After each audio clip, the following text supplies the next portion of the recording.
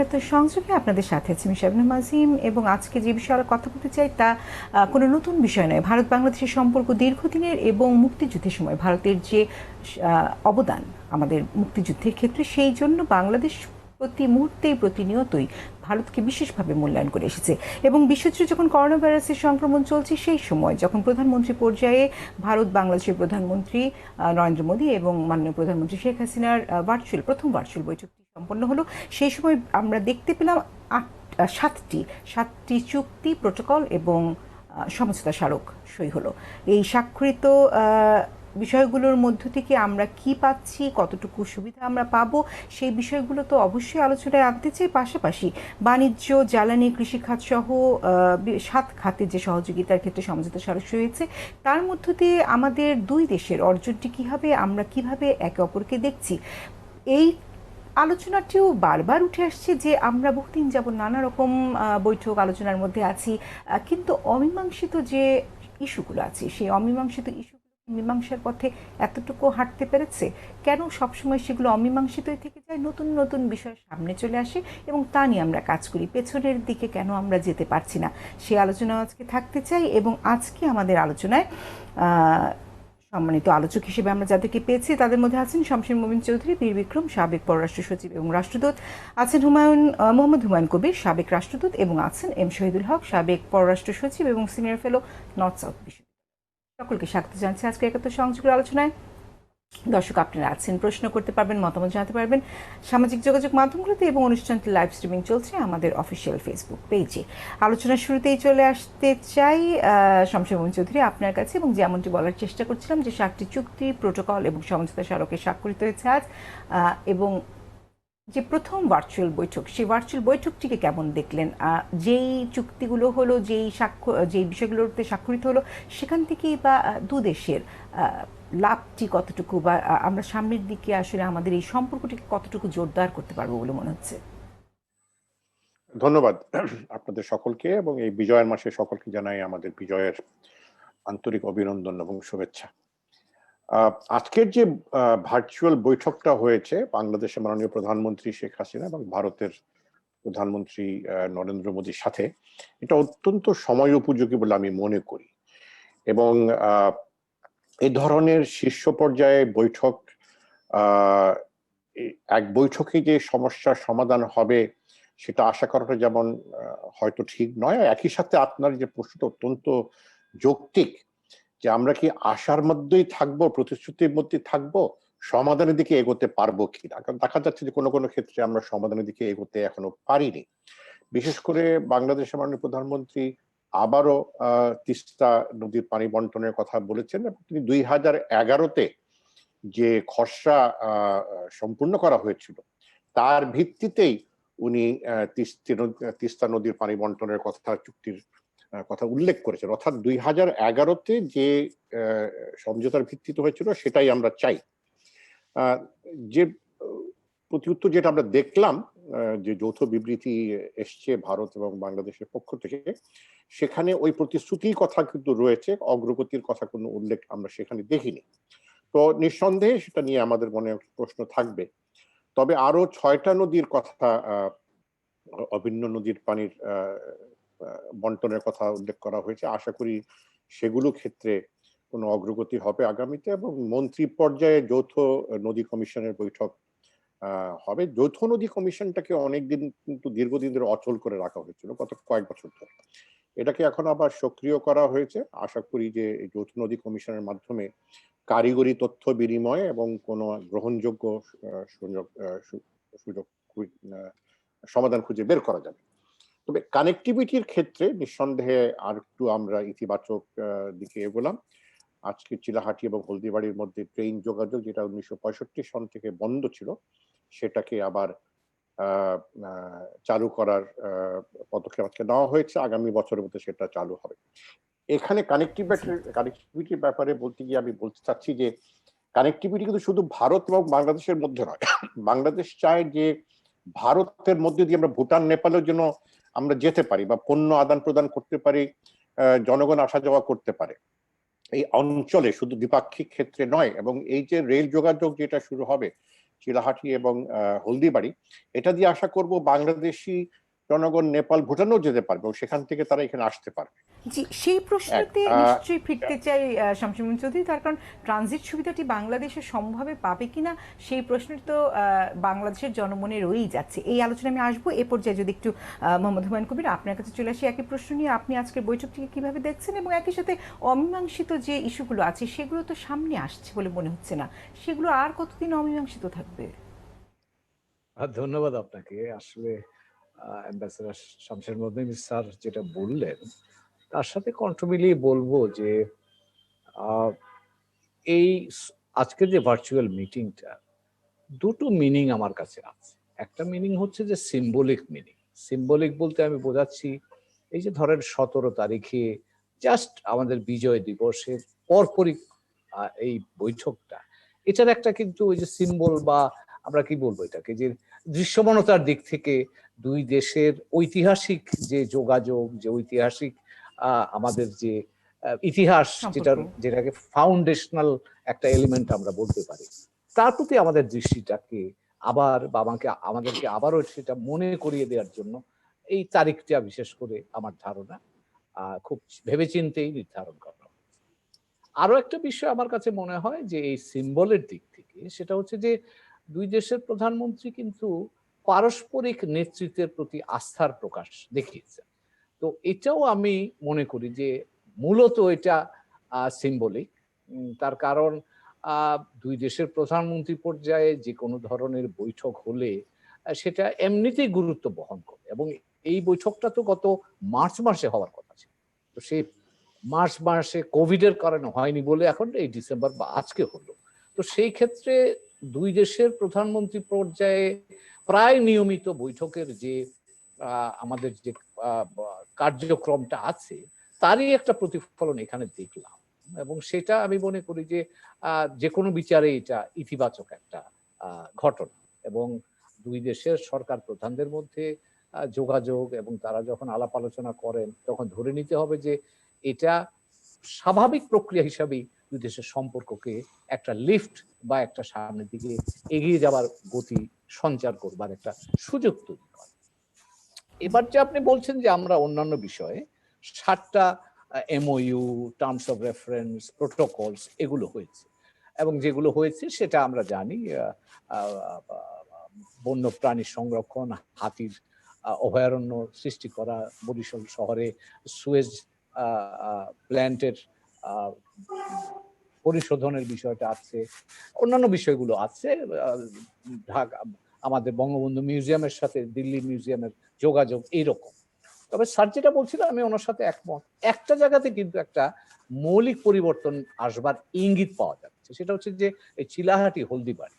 আমি ভারতে কাজ করেছি এবং সেই সুবাদে আমার একটা অভিজ্ঞতা হয়েছে, আমি সেটা অনেকবারই আপনাদের সাথেও শেয়ার করেছি। সেটা হচ্ছে যে সীমান্ত অঞ্চলগুলি গত অর্ধ শতাব্দী ধরে এগুলি বলতে পারেন যে বঞ্চিত অঞ্চল যদি আমি বলি, কারণ এই জায়গাগুলোতে কিন্তু উন্নয়ন প্রক্রিয়া বা উন্নয়নের ছোঁয়া খুব কম লেগেছে, সেটা সীমান্তের দুই পারেই কিন্তু হয়েছে। এবং এখন এই যে ঘটনাটা ঘটলো, অর্থাৎ এই রেল যোগাযোগটা হওয়ার ফলে এই অঞ্চলের মানুষগুলো, যেটা আপনার একটু আগে আপনাদের প্রেজেন্টেশনও আপনারা দেখিয়েছেন, এই অঞ্চলের মানুষগুলোর জন্য একটা নতুন সম্ভাবনার দ্বারটা উন্মোচিত হলো। এখন কথা হচ্ছে যে এর মধ্য দিয়ে যোগাযোগ, দুই পক্ষের মধ্যে যোগাযোগ, ব্যবসা বাণিজ্য বাড়বার একটা স্বাভাবিক সুযোগ তৈরি হয়েছে। এবং সেইটাকে আমরা কিভাবে উভয়ের জন্য সুষম এবং দুই দিকের জন্য কল্যাণকর করতে পারি সেই জায়গাটা আমাদের চিন্তা করতে হবে। এবং সেই ক্ষেত্রে আমি মনে করি যে যে বিষয়টা আপনি বলছিলেন, অনেক বিষয় থাকছে যে বিষয়গুলো কিন্তু সমাধান হচ্ছে না, এবং সমাধান না হলে যেটা হয়, যে কোনো বিষয় যদি দীর্ঘদিন ঝুলে থাকে তাহলে কিন্তু দেখবেন এই জিনিস থেকে সমস্যার ডালপালা বিস্তার করতে থাকে। তো কাজে আমি মনে করব যে এই বিষয়টা এখানে জটিলতা থাকবে অবশ্যই। আমরা দ্বিপাক প্রতিবেশী, নিকট প্রতিবেশী, দুই প্রতিবেশী সীমানা থাকলে দুই প্রতিবেশীর মধ্যে যেরকম বিভিন্ন বিষয়ে যোগাযোগ থাকে এবং সমস্যা থাকতে পারে, ভারত বাংলাদেশ যেহেতু আমরা নিকট প্রতিবেশী, আমাদের সীমানা আছে, আমাদের বহুমাত্রিক বহুপাক্ষিক যোগাযোগ আছে, সেখানে সমস্যা থাকবে। কিন্তু এই জায়গাটায় আমার মনে হয় এই চ্যালেঞ্জটা মোকাবেলা করা দরকার এখন। তার কারণটা বলছি আমি। জি তার কারণ হলো আমরা লক্ষ্য করছি যে গত 1-2 বছরে এই অঞ্চল এবং বৃহত্তর এশীয় অঞ্চল এবং কোভিডের কারণে বৈশ্বিক পুরো বিশ্বের ব্যাপারটা কিন্তু ব্যাপক পরিবর্তনগুলো হচ্ছে, এবং এই পরিবর্তনগুলো নতুন নতুন চ্যালেঞ্জ কিন্তু আমাদের জন্য নিয়ে আসছে। যদিও আমরা সম্ভাবনার কথা বলছি, সহযোগিতার কথা জি বলছি, চ্যালেঞ্জের কিন্তু প্রসঙ্গে এই নিশ্চয়ই সহযোগিতার আরেকবার বাইরেও আসবো। এ অন্যান্য পর্যায়ে চ্যালেঞ্জগুলো হবে। জি যে 7টি বিষয়ের ক্ষেত্রে বা যে 7টি চুক্তি প্রটোকল এবং সমঝোতা স্মারকের বিষয় দেখলাম, সেখান থেকে যদি শহীদুল হক আপনার কাছে চলে আসি, কেমন দেখলেন বৈঠক? ধন্যবাদ। আমি অ্যাম্বাসেডর হুমায়ুন কবির এবং আমাদের প্রাক্তন পররাষ্ট্র সচিব দুজনের সাথে কিছু অংশে একমত। আমার মনে হয় এই ভার্চুয়াল যে সামিট হয়েছে এটা অত্যন্ত উষ্ণ এবং সৌহার্দ্যপূর্ণ পরিবেশে হয়েছে, এবং আমরা উদ্বোধনী অনুষ্ঠান দেখেছি, এবং সেখানে একটা একটা একটা অসম্ভব রকমের উৎসাহব্যঞ্জক ভাইব ছিল। এটা ভেরি ক্লিয়ার, নট এসেনশিয়ালি সবসময় সর্বত্র সব জায়গায় থাকে। এইটা আমার মনে হয় আমাদের মনে রাখতে হবে, because that's fundamental of any relations. আরেকটা হলো যে মাননীয় প্রধানমন্ত্রী শেখ হাসিনা কিন্তু এবার রেইটারেট করেছেন যে আমাদের অকৃত্রিম বন্ধু, আমরা একটা যুগান্তকারী পরিবর্তনের মধ্য দিয়ে যাচ্ছি। ফলে এটাও কিছুটা reiterating the relationship and the strength of it, which is the blood relationship. এবং একইভাবে প্রাইম মিনিস্টার মোদিও কিন্তু বলেছেন যে আমার নেইবারহুড পলিসির প্রথম পিলার হলো বাংলাদেশ। এই প্রথম পিলারটা উনি প্রথম এই আজকে এবার ইউজ করলেন, সুতরাং ওইটারও একটা আঙ্গিক আছে। আমি মনে করি যে জয়েন্ট স্টেটমেন্ট যেটা ইস্যু হয়েছে সেই জায়গার একটা লাইন আমি একটু পড়ে শোনাই, to give you a sense that relationship কিভাবে ম্যাচিউরড হচ্ছে।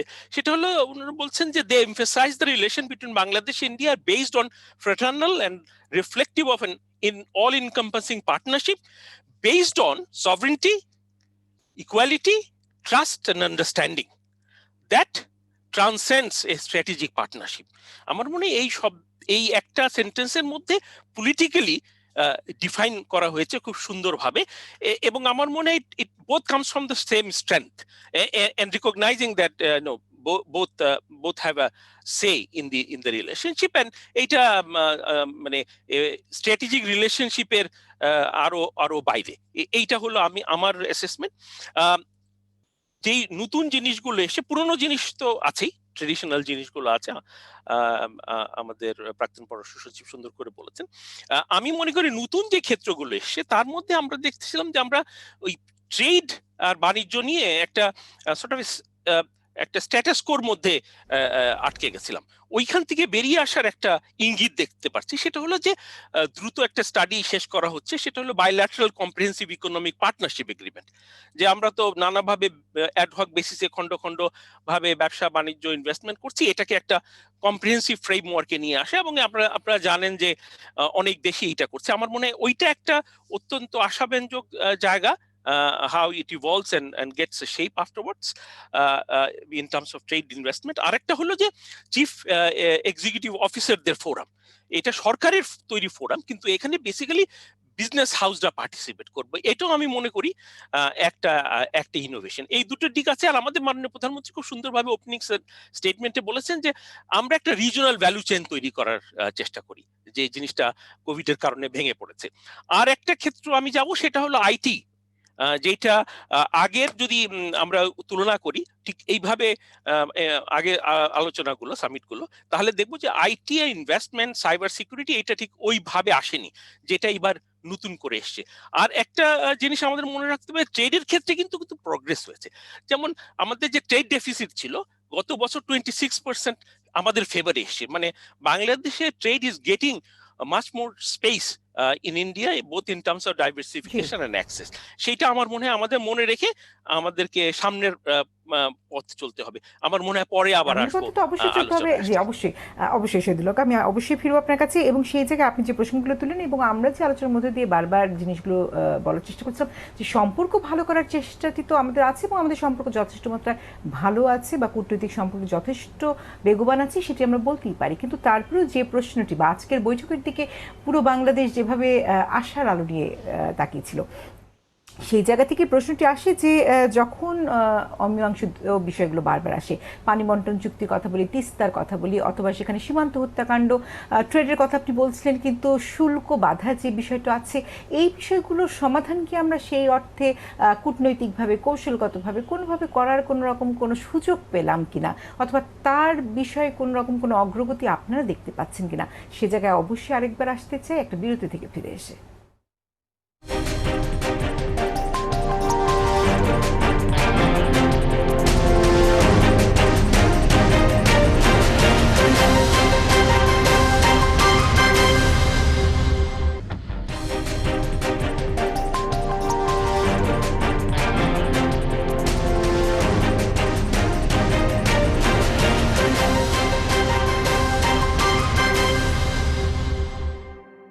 একাত্তর সংযোগ এবং যে প্রশ্ন বিরতির আগে রেখে গিয়েছিলাম সেই প্রসঙ্গেই আসতে চাই, এবং যদি শমশের মোহাম্মদ চৌধুরী আপনাকে দিয়ে শুরু করি, যে আজকে যদি আমরা দেখি পররাষ্ট্রমন্ত্রীও কিন্তু একই বিষয়ে হতাশা পোষণ করেছেন যে প্রকৃত অর্থেই অগ্রগতিটি আসলে আছে কিনা, এই পানি বন্টন চুক্তি বলি, সীমান্ত হত্যাকাণ্ড বলি, অথবা শুল্ক বাধার বিষয়গুলো বলি, কি বলবেন? কাকে জিজ্ঞেস করেছেন? জি, শমশের মোহাম্মদ চৌধুরী, আপনার কাছে। ও আচ্ছা, ধন্যবাদ। না, আমি আপনার এই বিষয় ঠিক আছে, হতাশা সব দ্বিপাক্ষিক সম্পর্কের ক্ষেত্রে যেটা শহীদুল হক বললেন যে মানে অনেক বিষয় অমীমাংসিত থাকে, দীর্ঘ আলাপ আলোচনার মাধ্যমে সমাধান খুঁজে বের করতে হয়। আমি একটু হুমায়ুন কবির যে কথা বলেছেন যে আজকের এই বৈঠকটা অত্যন্ত প্রতীকী, এবং তার সাথে আমি সম্পূর্ণ একমত যে বিজয় দিবসের পরদিনই, এই বিজয়ের মাসে যে দুইটি রাষ্ট্র হাতে হাত কাঁধে কাঁধ মিলিয়ে যুদ্ধ করেছিল, তাদের শীর্ষ পর্যায়ে একটা বৈঠক। আমার যে জায়গাটা হতাশা বলবো কিনা জানি না, কি ভাষা শব্দটা কি ব্যবহার করবো, সেটা আরো যারা জ্ঞানী রয়েছেন শহীদুল হক, হুমায়ুন কবির বলতে পারবেন, যে আমাদের গণমাধ্যমে বা জনগণের মধ্যে আজকের এই বৈঠকটা নিয়ে যত বেশি কৌতূহল বলেন, উৎসাহ বলেন, ভারতের মূলধারা গণমাধ্যম কিন্তু উল্লেখই নেই। আমি 4-5টা ভারতের গণমাধ্যম সেই দুপুর থেকে আমি ফলো করছি, দেখলাম কোথাও 7 নম্বর বা 8 নম্বর স্থানে এসেও কিন্তু আজকের এই বৈঠকের কথা উল্লেখিত হয়, এবং ভারতের পররাষ্ট্রমন্ত্রী পর্যায়েও কোনো ধরনের ব্রিফিংও দেওয়া হয়নি, তা আমাদের পররাষ্ট্রমন্ত্রী দিয়েছেন।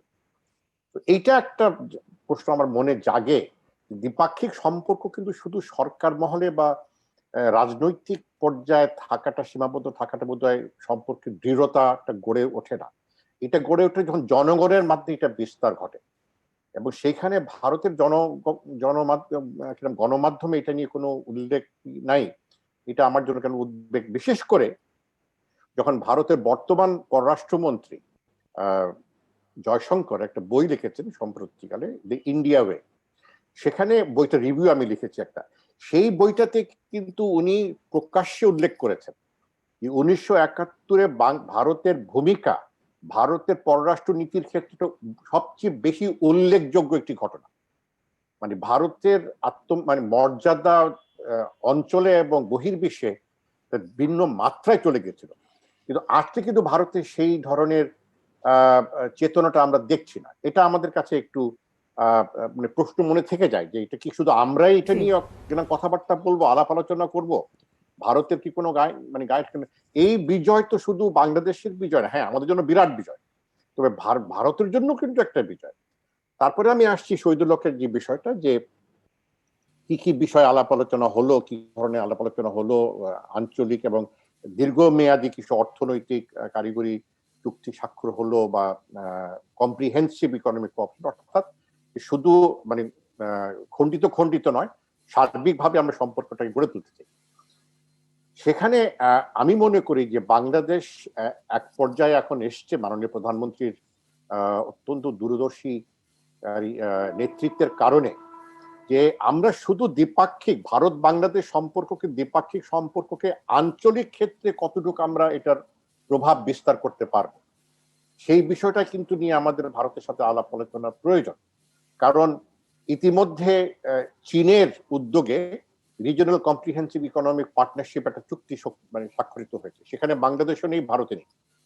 ভারত এটা আলাপ আলোচনা পর্যায়ে ছিল, পরে তারা স্বাক্ষর করেনি, বাংলাদেশকে এখানে আমলই নেওয়া হয়। সেই বিষয়টা নিয়ে আমাদের বোধহয় ভারতের সাথে এইসব বিষয়, বিশেষ করে যখন যুক্তরাষ্ট্রে নেতৃত্বের পরিবর্তন ঘটতে যাচ্ছে 1 মাসের মধ্যে। তো আমি মনে করি বাংলাদেশ ভারতের সম্পর্কটাকে আরো আঞ্চলিক বিষয়, এবং আমি মাননীয় প্রধানমন্ত্রীকে আন্তরিকভাবে ধন্যবাদ জানাই, যিনি সার্কের বিশেষ কয়েকটা বিষয় উল্লেখ করেছেন আজকে।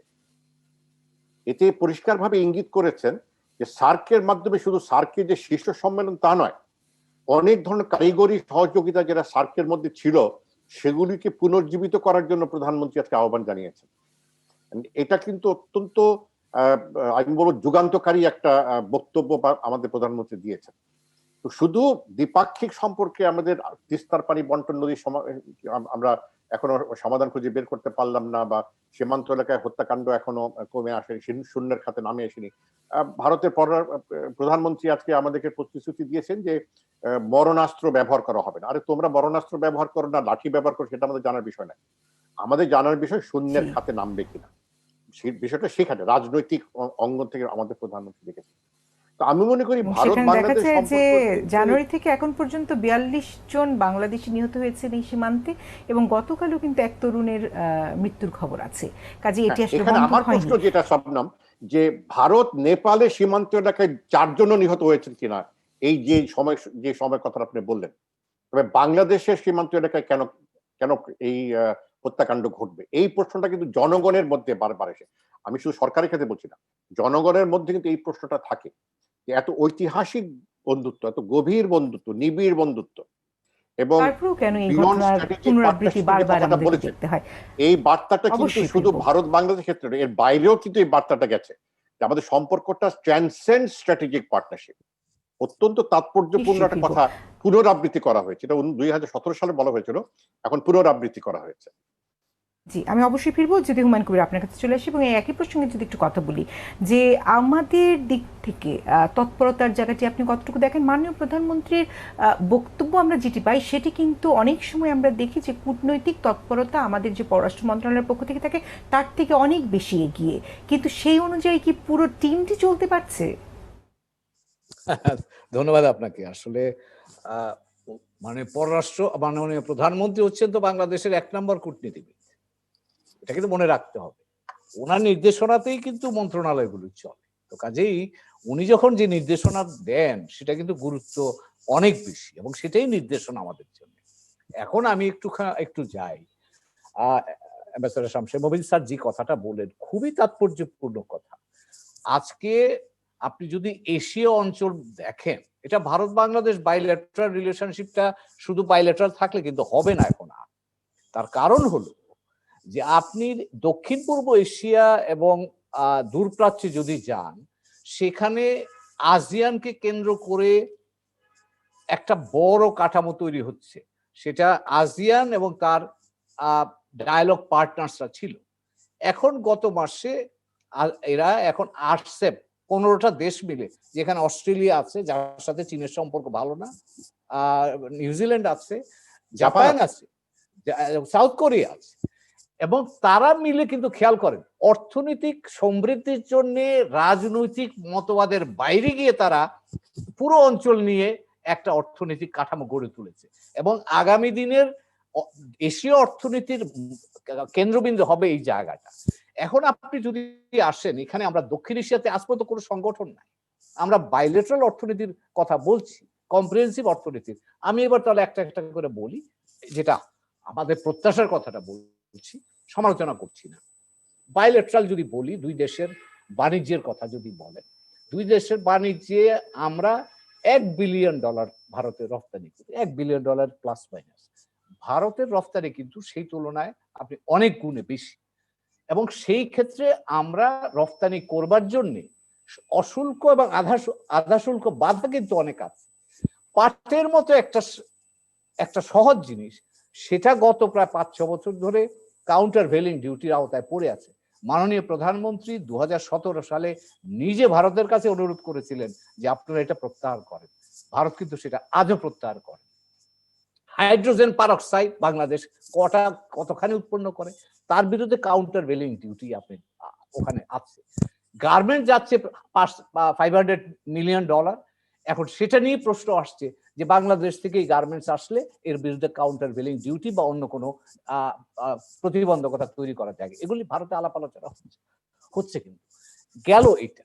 এখন এই জায়গাগুলো যদি আপনি না করেন, এটা না অ্যাড্রেস করেন, তাহলে আপনি কম্প্রিহেন্সিভে যাবেন কি করে? কম্প্রিহেন্সিভে যাওয়ার জন্য আমি আজকে খুশি হতাম, এটা আমার ব্যক্তিগত খুশির কথাই বলছি, যদি আজকের আলোচনায় ভারতের প্রধানমন্ত্রী বা তার অন্য যারা যে আলোচনাগুলি হয়েছে সেখানে যদি বলতেন যে ঠিক আছে বাংলাদেশের এই অশুল্ক বাধাটা আমি তুলে দিলাম, ভবিষ্যতে এটা থাকবে না, তাইলে আপনি ক্ষেত্রটা প্রস্তুত করতে পারতেন, আশার সঞ্চার করতে পারতেন যে হ্যাঁ ভারতের সাথে দ্বিপাক্ষিক ভাবে সহযোগিতার ক্ষেত্রটা যদি সম্প্রসারিত হয় এটা উভয় পক্ষের জন্য সুষমভাবে লাভ হওয়ার একটা জায়গা তৈরি করবে।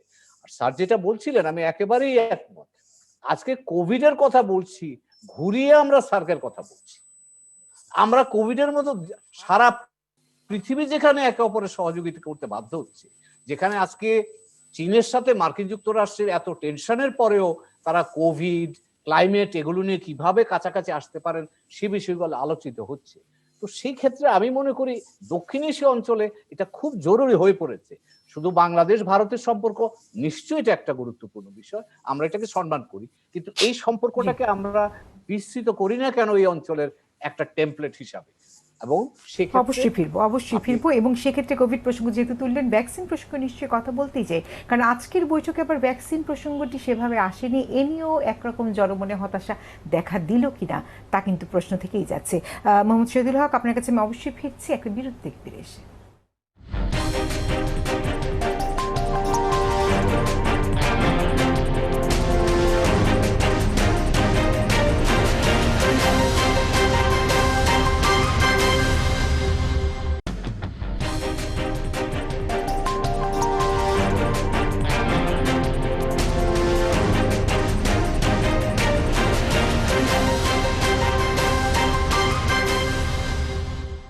বিরতির পরে আরেকবার আমন্ত্রণ একাত্তর সংযোগে আমি শহীদুল হক আপনার কাছে চলে আসতেছি এবং হুমায়ুন কবিরের কাছে যে প্রশ্নটি রেখেছিলাম সেখান থেকেই যদি বলি যে আমরা যদি একটু পেছন দিকেও তাকাই, সেখানে দেখা যায় যে আপনার সময়ের কথাও যদি বলি যে পররাষ্ট্র মন্ত্রণালয়ের বেশ কিছু বিষয় নিয়ে আমরা অনেকেই আলোচনা সমালোচনায় মুখরিত ছিলাম।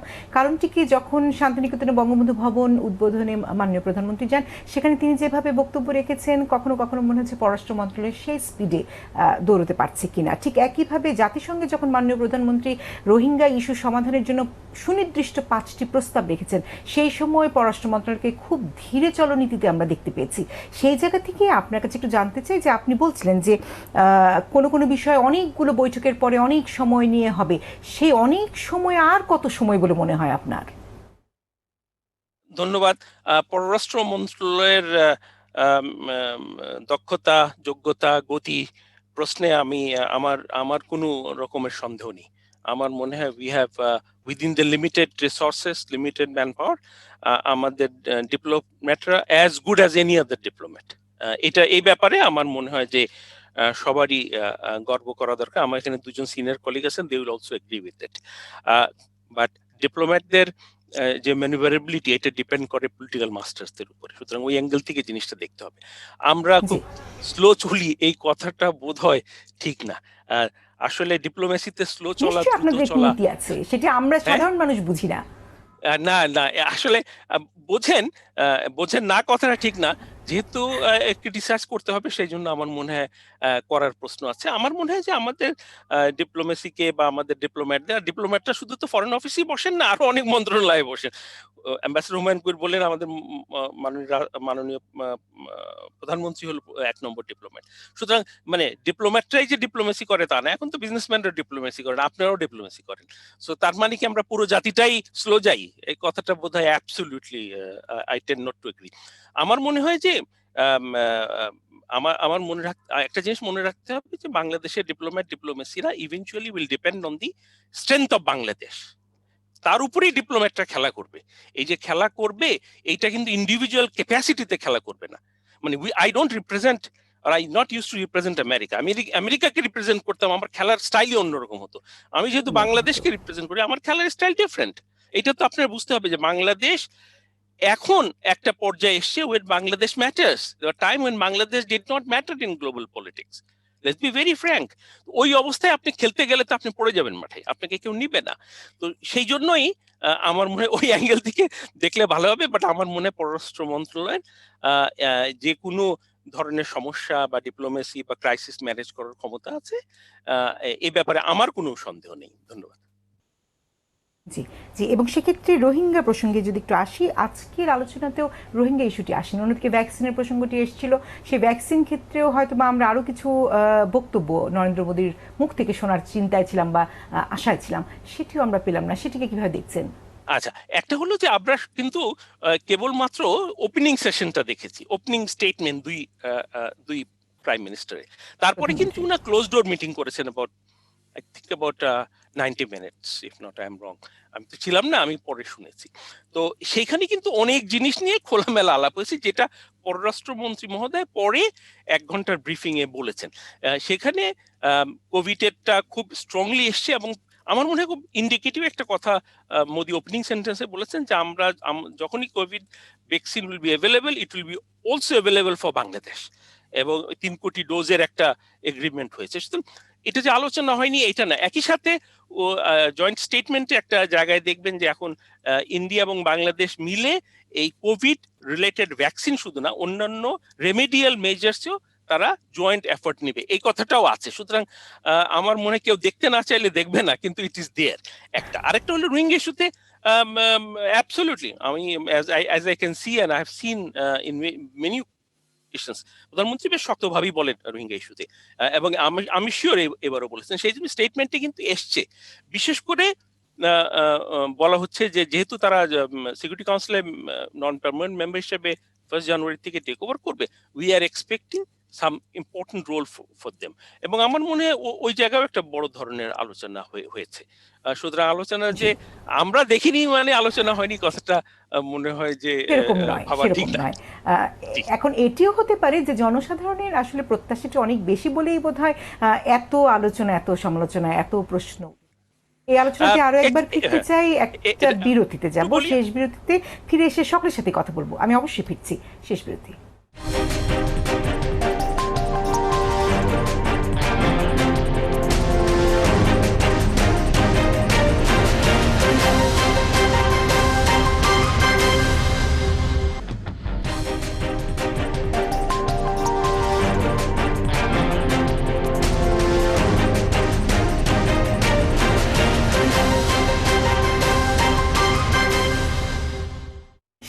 শেষ বিরতি থেকে ফিরে এলাম এবং হুমায়ুন কবির আপনার কাছে চলে আসতে চাই। অনেকগুলো প্রসঙ্গ উঠে এসেছে, কিন্তু আমাদের তো একরকম সমাধানের দিকে আমরা আসলে দেখতে চাই, বা কোন পথে সমাধানটি হতে পারে, কত সময় লাগতে পারে, কিভাবে আমরা এগোবো, তারও একটি বিষয় থেকে যে অন্যদিকে আমরা দেখছি রোহিঙ্গা ইস্যুটি যেহেতু এই মুহূর্তে খুবই গুরুত্বপূর্ণ হয়ে এসেছে আমাদের সামনে। আন্তর্জাতিক সম্পর্ক বিশ্লেষকরা বলছেন যে ভারতকে বলতে হবে শুধু মুখের কথাই নয়, রোহিঙ্গারা যাতে রাখাইনে ফিরে যেতে পারে সেজন্য তারা কার্যকর ভূমিকা নেবে, এমনটিও তারা একরকম চাইছেন, এবং যা এখন পর্যন্ত আসলে ভারত করেনি। সেখানেই বা কি বলার আছে? আমরা কি ঠিক পথে হাঁটছি?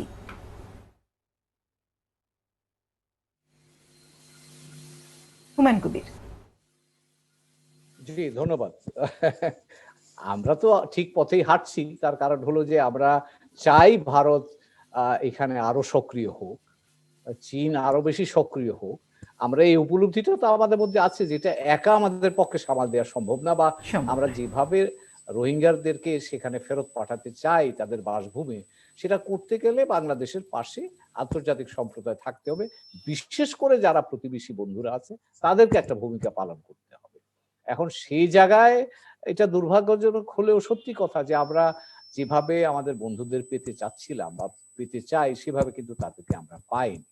এবং প্রত্যাশা, যেটা একটু আগে শহীদ বলছিলেন, যে জাতিসংঘের নিরাপত্তা পরিষদের অস্থায়ী সদস্যপদ হলে ভারত এখানে কোয়ালিটেটিভলি ডিফারেন্ট ভূমিকা পালন করতে পারবে, প্রত্যাশা আমরা করি পারবে, আশা করি সেটা করবে। কিন্তু সেই ক্ষেত্রে সেটা তো জাতিসংঘের নিরাপত্তা পরিষদে গেলে করতে পারবে, কিন্তু তাছাড়াও তো ভারতের সাথে মিয়ানমারের দ্বিপাক্ষিক সম্পর্ক, বাংলাদেশের সাথে মিয়ানমারের ভারতের দ্বিপাক্ষিক সম্পর্ক, চীনের সাথে বাংলাদেশের সম্পর্ক, চীনের সাথে মিয়ানমারের সম্পর্ক, এই সম্পর্কগুলোই কিন্তু যথেষ্ট শক্তিশালী এই বিষয়টাতে মিয়ানমারের অবস্থান থেকে তাকে অবস্থান পরিবর্তন করতে তাকে আপনি যদি বলেন প্রভাব বিস্তার করার দিক থেকে। তো সেটা এখনো আমরা দেখিনি, আমরা প্রত্যাশা রাখছি, কিন্তু এটাও আমাদের মনে রাখা দরকার যে এই সমস্যাটা যদি দীর্ঘায়িত হয়, সেটা যে শুধু বাংলাদেশের জন্য সমস্যা থাকবে তা কিন্তু নয়। তা তো নয়। এটা আঞ্চলিক সমস্যায় রূপান্তরিত হবে, সেটা ভারতীয়রাও বলছে, চীনারাও স্বীকার করছে। তো কাজে তারা যদি স্বীকার করেন, তারা যদি মেনে নেন, তাহলে সেই ক্ষেত্রে তাদের একটা ভূমিকা কিন্তু আমরা চাই, এবং আমরা তো কোনো অযৌক্তিক ভূমিকা চাচ্ছি না। আমরা তো বলি নাই এমন কথা যে এরা মিয়ানমারের লোক না, মিয়ানমার নিজেও বলছে না যে এরা মিয়ানমারের লোক না।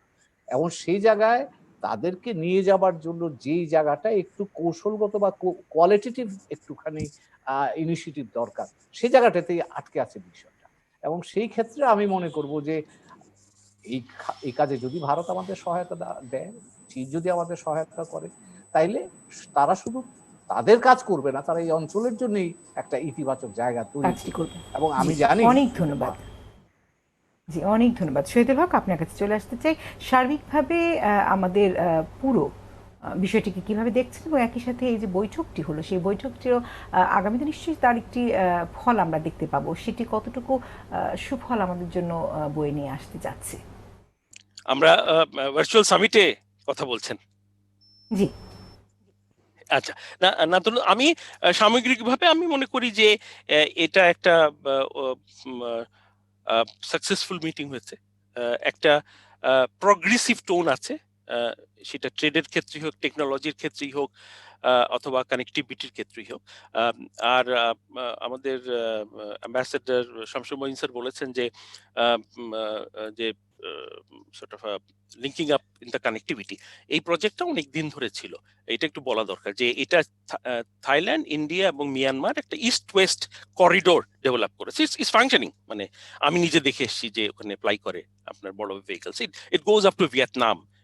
স্যার ছিলেন একসময়, ওই পুরো এলাকা কানেক্ট করেছে। এখন এখানে জয়েন করার অনেকদিন ধরে আমরা চেষ্টা করছিলাম। আমার আমার মনে হয় অনেক আগে থেকেই এই আলোচনা চলছিল। For some reason or other তৎকালীন গভর্নমেন্ট এই জিনিসটাকে খুব ভালোভাবে দেখেনি, উদ্যোগ নেয়নি। ফলে হয়েছে কি যে আমাদের দেরি হয়ে গেছে। তো দেরি হয়ে যাওয়াতে যখন নেগোসিয়েশন মাঝপথে, তখন তো আপনি যেয়ে বলতে পারবেন না আমি এখন জয়েন করতে চাই। তো বলা হচ্ছে ওয়েট করো, আগে এটা আমরা তিনজনে মিলে ঠিক করি, তারপরে ইউ উইল কাম ইন। তো সেটাই এখন এসছে। সুতরাং এখানে কাউকে দোষ দিচ্ছি না, আমি বলছি যে ঠিক টাইমে ঠিক সিদ্ধান্তটা না নিতে পারলে জাতি সাফার করে। আপনি যদি ওই যে আজকে ছোট অ্যাঙ্গেল দিয়ে সবকিছু দেখেন তাহলে হবে না। ধন্যবাদ। জি, অনেক ধন্যবাদ, অনেক ধন্যবাদ। শামসুল চৌধুরী, আপনার কাছে চলে আসতে চাই এবং শেষ মন্তব্য আপনার কাছ থেকে নিব। এবং যে প্রসঙ্গটি উঠে এসেছিল যে ভারতের গণমাধ্যমে আজকের এই বৈঠকের কোনো রকম কোনো গুরুত্ব এসেছে এমনটি দেখা যাচ্ছে না, আপনি স্পষ্ট করে উল্লেখ করছিলেন। সেই জায়গা থেকে আমরা যেভাবে মূল্যায়নটি করছি, যদি ভারতের পক্ষ থেকে সেই মূল্যায়ন না হয়, সমাধান যেগুলো আমরা চাই, যে ইস্যুগুলোতে সমাধান প্রয়োজন ভারত বাংলাদেশ সম্পর্কে, সেগুলোকে আসলে যথার্থভাবে অ্যাড্রেস করে সমাধান করার পথে এগোতে পারবো? অত্যন্ত যৌক্তিক এবং যথার্থ আপনার এই প্রশ্নটা। কারণ সমাধান সরকার করবে, তবে সরকার যদি জনগণের চিন্তা চেতনার প্রতিফলন ঘটাতে চায়, তাহলে জনগণের মধ্যে এই আলোচনাটাও থাকতে হবে। আপনি হয়তো আগামী 2-3 দিন ভারতের কোনো কোনো থিঙ্ক ট্যাঙ্ক থেকে হয়তো 2-1টা মন্তব্য পাবেন এই দিকে, তবে তারা কত দূর ভারত সরকারকে প্রভাবান্বিত করতে পারবে একটা ইতিবাচক দিকে এগোতে, যাতে সমাধানগুলো খুঁজে বের করা যায়।